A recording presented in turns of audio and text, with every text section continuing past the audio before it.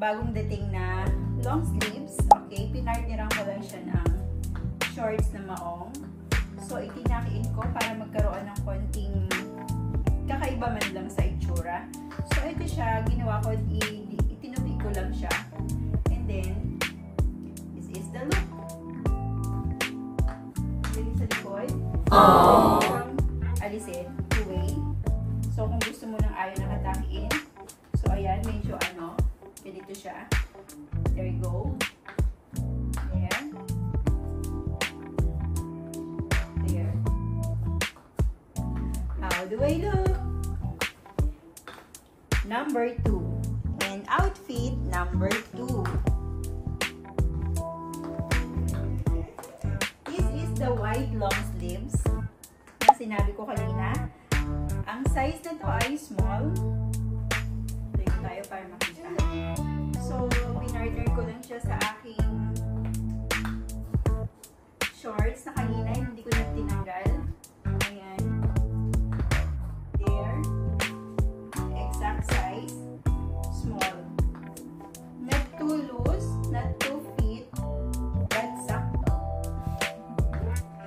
Okay, outfit number 3. Tayo. So, itong outfit na to, hindi ko na pinalitan yung top ko. Ang ipakita ko dito is yung pinaka-bottom. This is the bottom skirt.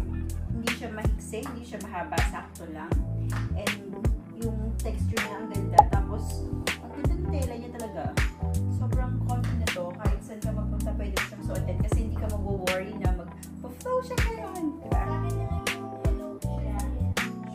Gusto daw niya to, sa kanya na lang. O sige, sabi ko sa'yo na lang. So, ito yun. How do I look? Yeah. With the skirt, hanapan na lang natin yung partner yan. Pero this time, suotin ko lang muna yung kasi hindi na akong babalik. Mahirap magpa-change eh. So, okay, next naman. This time, ayan, ito naman tayo sa mini dress.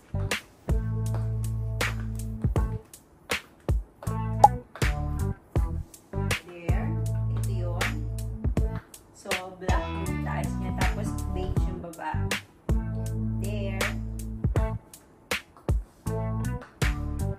Ganda, no?